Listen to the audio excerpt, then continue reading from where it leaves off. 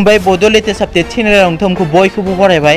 दिनैनि फार्स्ट आपडेटआनो जाहैबाय देग्लायनि हायार सेकेन्डारि आनजादाव सेथि थाखो उथ्रिनो हानाय फरायसुलिफोरनो स्कुटि होगोन डक्टर हिमन्त बिश्व शर्मा। देग्लायनि हायार सेकेन्डारि आनजाद होगिरिफोरनि थाखाय गोजोनथाव खौरां। आसामनि सावस्रि मन्थ्रि डक्टर हिमन्त बिश्व शर्माया खौरांगिरि मेलनि गेजेरजों फोसावो दि देग्लायनि हायार सेकेन्डारि आनजादाव सेथि थाखो उथ्रिनो हानाय फरायसुलिफोरनो स्कुटि होगोन आरो बे स्कुटिखौ फैगौ अक्ट'बर दाननि 15 खालार खालि होनाय जागोन। मिथिनाय बादिब्ला बे स्कुटिनि बेसेना 50,000निफ्राय 55,000 गाहाम जागोन। मख'नो गोनांदि देग्लायनि हायार सेकेन्डारि आनजादाव गासै सा 22,000 फरायसुलिफोरा सेथि थाखोआव उथ्रिनो हादों।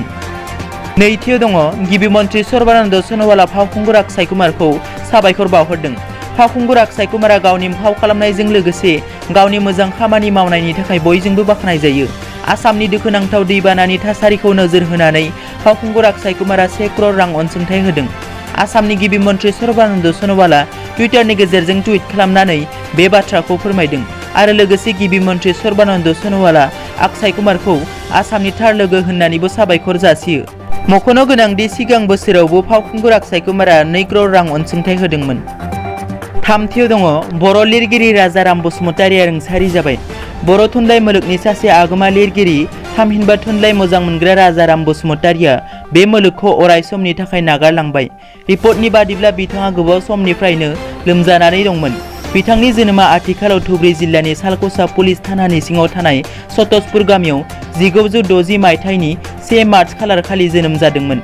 मिथिनाय बादिब्ला गोबाव सम बिथाङा गानो रोङै जब्रायाव गोग्लैनानै दंमोन। बिथांनि रुंसारि जानायखौ लानानै बर' रेबग्रा जथुमजों लोगोसे गोबां आफादफोरा गोथौ दुखु मोननाय फोरमायदों। ब्रैथियाव दङ क'क्राझार जिल्लानि उप्रा जिल्ला बेंगिरिनि देहाया कर'ना पजिटिभ। कर'ना भाइरासनि गोसारनाया सानसेनि उनाव सानसे गिख्रंथाव महर लागासिनो। बिटिसि ओनसोलावबो कर'ना पजिटिभ केसेस मोननाया सानफा एफा बांबोगासिनो। थिग बेबादिनो क'क्राझार जिल्लानि उप्रा जिल्ला बेंगिरि भास्कर दास आरो देबसर बरानि देहायाव गिख्रंथाव बेरामनि पजिटिभ मोनदों। बबेखानि क'क्राझार जिल्लायाव गिख्रंथाव थासारिखौ नोजोर लाखिनानै क'क्राझार जिल्ला मेजिस्ट्रेटआ दिनै बुधबारनिफ्राय फैगौ रबिबारसिम क'क्राझार जिल्ला मावखुलिखौ कन्टामिनेन्ट जन महरै फोसावो। बाथियाव दङ डक्टर हिमन्त बिश्व शर्माया बुंदों फैगौ 27 आगस्तनिफ्राय 7,000 फोरोंगिरिफोरनो थिसनलाइ गथायगोन। सावस्रि मन्थ्रि डक्टर हिमन्त बिश्व शर्माया जनता भवनाव खुंनाय खौरांगिरि मेलनि गेजेरजों बुङो दि फैगौ 27 आगस्तनिफ्राय रायजोआव गुदि आरो गेजेर फरायसालिनि फोरोंगिरिनि थाखाय थिसनलाइ रानगोन। सावस्रि मन्थ्रिया मिथिहोनाय बादिब्ला समाजारि जानथायखौ मानिनानै गुवाहाटी शंकरदेबआव सा 300 फोरोंगिरिफोरनो थिसनलाइ गथायगोन। बेनि अनगायैबो गुबुन सायख'जानाय फोरोंगिरिफोरा वेबसाइटनि गेजेरजों थिसनलाइखौ डाउनलड खालामनो हागोन।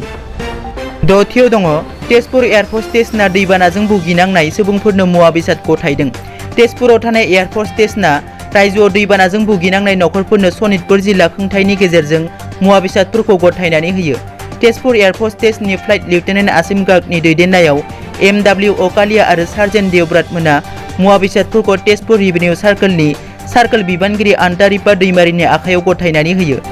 दिनैनि रादाबा एसेनोसै। थ' नोंथांमोना जुदि आंनि चेनेलखौ दासिमबो साबस्क्राइब खालामाखै अन्नानै साबस्क्राइब खालाम। गोजोन्थों।